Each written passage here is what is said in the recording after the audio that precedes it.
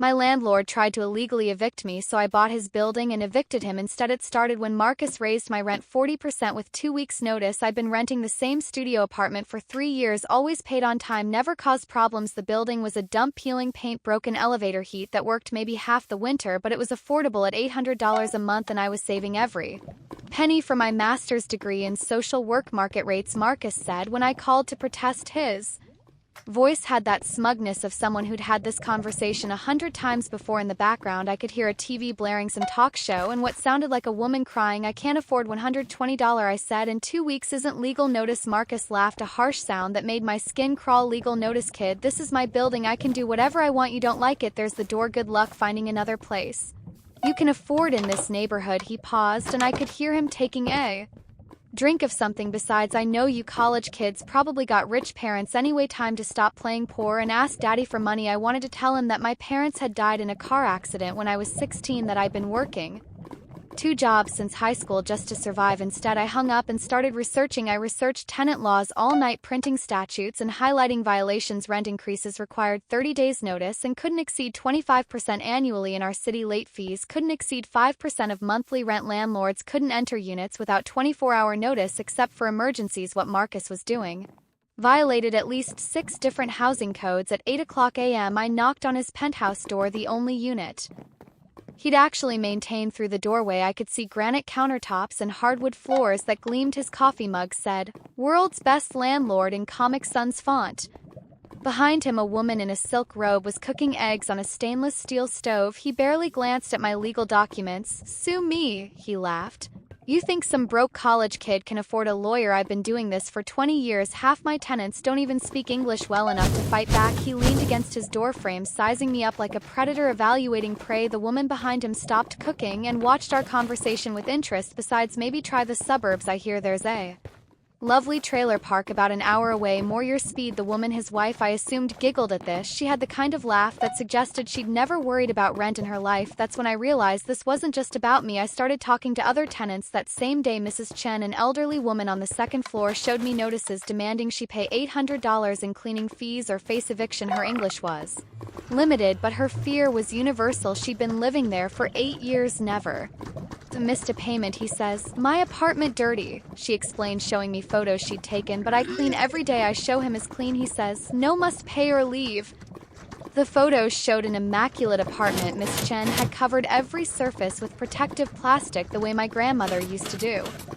The Ramirez family had been charged $1,200 for excessive utilities when their toddler got sick, and they ran a humidifier for 2 weeks. They couldn't afford the fee, so Marcus had filed eviction papers. He says we use too much electricity, Maria Ramirez explained, bouncing her feverish daughter Sophia. "But the baby, she needs the machine to breathe properly, doctor says." So she showed me their utility bills. The increase was $23 for the month. I knocked on every door in the building, 24 units, 18 different horror stories. Marcus was systematically targeting vulnerable tenants, gambling they wouldn't know their rights or couldn't afford to fight back. The Johnsons and 3A had been charged $600 for noise violations because their newborn cried at night. The Ahmed family faced eviction for unauthorized guests when their elderly father visited for a week. College students were charged party fees for having friends over to study. The pattern was always the same: impossible demands, illegal fees, threats made to tenants who barely understood their rights. Anyone who pushed back got evicted for lease violations that didn't exist. I started keeping a detailed log, every conversation, every bogus charge, every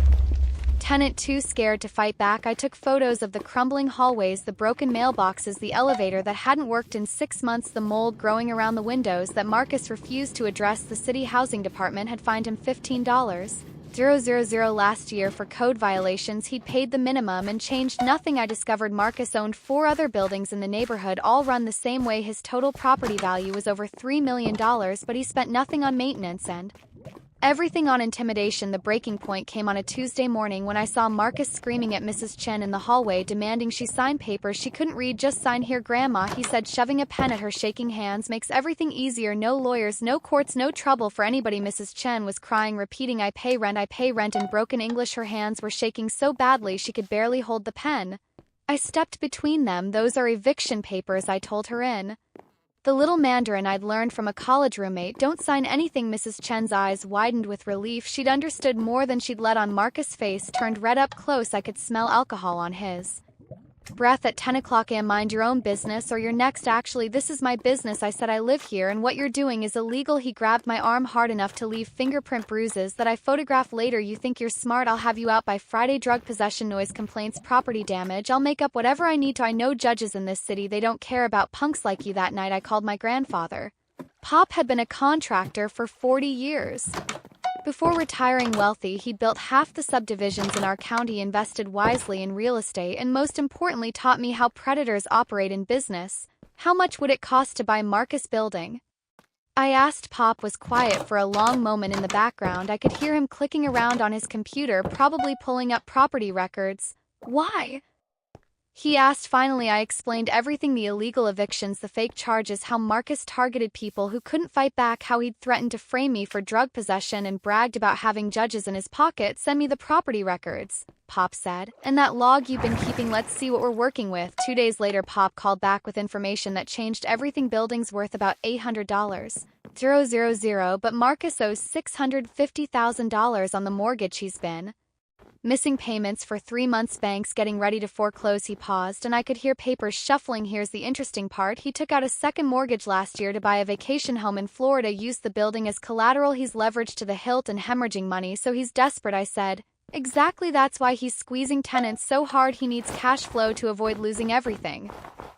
Pop was quiet for another moment. I've got enough liquid capital to buy it cash at auction. Want to be my property manager? The plan was elegant in its simplicity. Pop would buy the building at foreclosure auction, then we'd clean house properly, but first we needed Marcus to hang himself with his own rope. I installed a hidden camera in my apartment and started baiting him. Every interaction was recorded. When he demanded I pay $500 for excessive wear and tear on a carpet that was already stained. When I moved in, I got it on video. This carpet was perfect when you moved in. He lied directly to the camera. Now look at it. These stains are going to cost me thousands to fix. The carpet had cigarette burns and wine stains that were older than my lease. When he tried to enter my apartment without notice, illegal in our state, I caught that too. He claimed he was inspecting for lease violations, but really he was looking for anything he could use against me. College kids always have drugs, he muttered to himself, not realizing my camera was recording. Just got to find where she hides them. The masterpiece came when I casually mentioned I'd spoken to other tenants about their rent increases. You've been organizing, he snarled. That's harassment of other tenants. Lease violation, you're out. He actually tried to serve me with eviction papers for talking to my neighbors. The papers cited community agitation as grounds for immediate eviction. I showed the papers to a tenant rights lawyer who laughed so hard she nearly fell off her chair. This isn't legally binding toilet paper, she said. He might as well have written it in crayon, but the papers served my purpose. More evidence of Marcus' illegal harassment tactics. 2 weeks later, Pop and I sat in the courthouse as Marcus Building went to auction. He'd missed 4 mortgage payments and the bank was done waiting. The foreclosure notice had been posted on the building for 30 days, giving Marcus plenty of time to arrange financing. Marcus showed up 5 minutes before the auction started, looking panicked. He wore a rumpled suit and kept checking his phone, probably trying to arrange emergency financing. His wife wasn't with him. Lot 47, the auctioneer announced. Multi-unit residential building, 1247 Oak Street, 24 units, built 1987, current assessed value $825. 000 opening bid starts at $650. 000 Pop raised his paddle calmly. $650. 000 Marcus shot up from his seat like he'd been electrocuted. $655. 000 his voice cracked on the numbers. Other biders looked at him with mixture of pity and annoyance. Pop didn't even hesitate. $700. 000 I watched Marcus' face go white. He whispered frantically into his phone, then looked up with desperate eyes. $75. 000 the auctioneer looked around the room. Most foreclosure auctions had limited bidding. Banks just wanted to recoup their losses. $750. 000 Pop said calmly, as if he was ordering coffee. That was it. Marcus slumped back in his chair, defeated. He didn't have another $750.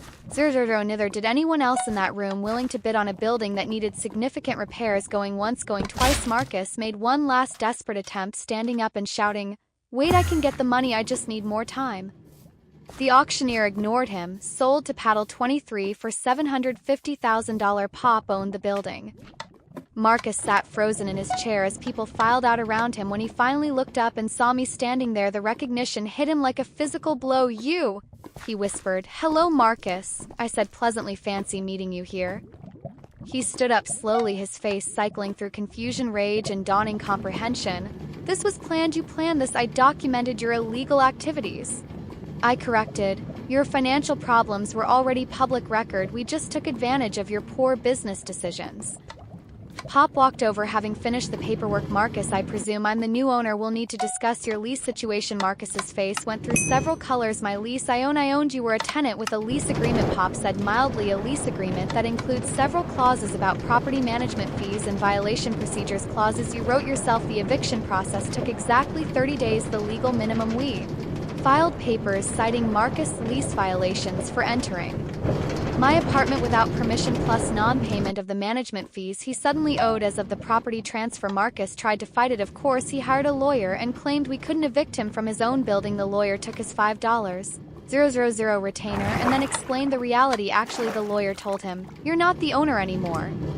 And your lease agreement, which you wrote, clearly states that property management fees are due within 15 days of any ownership change." Marcus had written that clause to screw tenants. If he ever sold, the fee was $2,000 per month, backdated to the ownership transfer. He owed $4,000 immediately. That's insane, Marcus protested.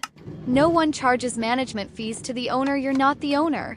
The lawyer repeated patiently, you're a tenant, and according to your own lease terms, failure to pay management fees within 15 days constitutes grounds for immediate eviction. Marcus had created his own trap during the eviction proceedings. More of his illegal activities came to light. The city housing inspector investigating complaints from other buildings Marcus owned found evidence of systematic fraud: fake invoices for repairs never made, security deposits never returned, rent collected from units he'd already evicted. People from the state attorney general opened a criminal investigation on eviction day. I stood in the hallway with the sheriff as Marcus packed his belongings. He kept muttering about how this wasn't fair, how we'd stolen his property, how he was going to sue everyone involved. Just business, I said, echoing his words from months earlier. Nothing personal. His belongings fit into surprisingly few boxes. For all his wealth, Marcus didn't seem to own much beyond expensive clothes and electronics. As he dragged his suitcases past Mrs. Chen's door, she opened it and smiled at him.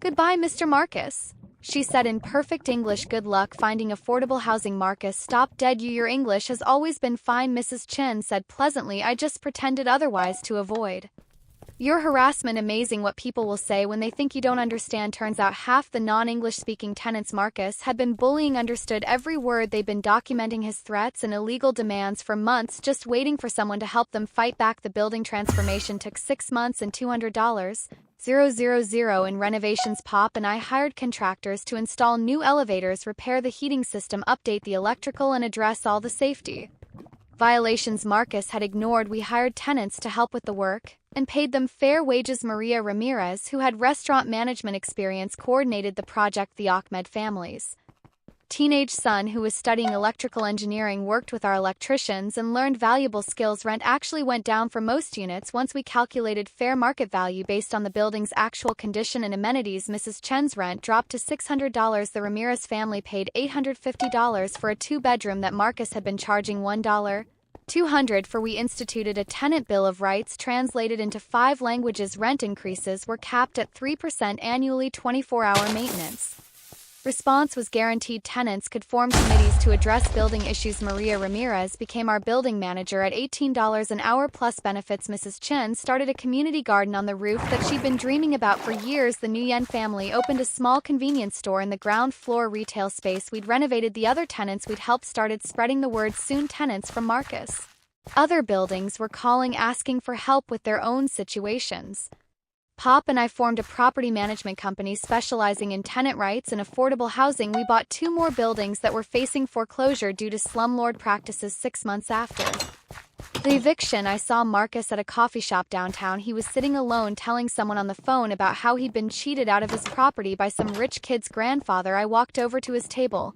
"Hi, Marcus, how's the apartment hunting going?" His face went red, just like old times. The person on the phone was still talking, but Marcus had gone silent. "You destroyed my life," he hissed after hanging up. "No," I said, pulling out a chair and sitting down uninvited. "You destroyed your own life. I just gave you the same treatment you gave everyone else."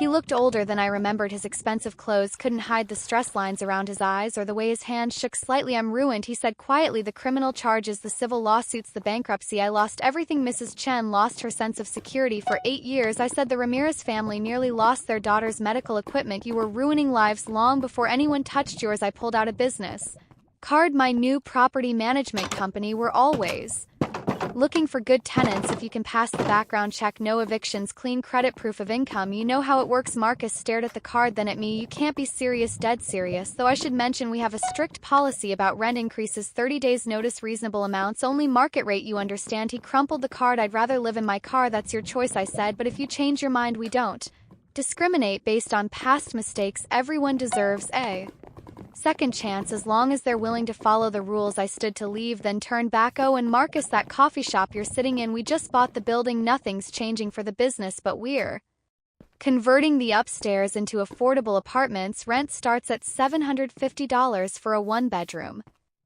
His face went white. 2 years later, our property management company oversees 12 buildings and houses over 300 families. We specialize in tenant rights, affordable housing, and rehabilitation of properties damaged by slumlords. Every lease includes a tenant bill of rights in 5 languages. We maintain an emergency fund to help tenants facing unexpected hardships. Our maintenance response time averages under 4 hours. Mrs. Chen still lives in 2B, but now she has a dishwasher, central air, and a thriving rooftop garden that supplies fresh vegetables to half the building. The Ramirez family owns their unit through a rent-own agreement. We help them secure. Maria manages 3 buildings now and just bought her first house with the money she saved. The Ackent family's son graduated with an electrical engineering degree and works for the city's housing department inspecting buildings like the one he grew up in. Marcus never applied to be our tenant. Last I heard, he was renting a studio apartment in the suburbs for $900 a month, more than Mrs. Chen pays for her renovated one-bedroom downtown. His wife divorced him during the bankruptcy proceedings and moved back to her parents' house in California. The vacation home in Florida was seized by creditors. The criminal charges resulted in 2 years probation and $50,000 in restitution to former tenants. He's barred from owning rental property for 10 years. Sometimes I wonder if he learned anything from losing everything, but then I remember the look in Mrs. Chen's eyes when she thought she was going to be homeless, or Sofia Ramirez struggling to breathe while her parents chose between her medical equipment and rent money. Some people create suffering because they can, others create solutions because they must. The building at 1247 Oak Street is full now with a waiting list 3 months long. The hallways smell like Mrs. Chen's cooking and the laughter of children who feel safe in their homes. Sometimes the best revenge isn't getting even, it's building something better from the ashes of what someone else burned down and making sure the people who were hurt get to help light the way forward. The last time I walked through those renovated hallways, I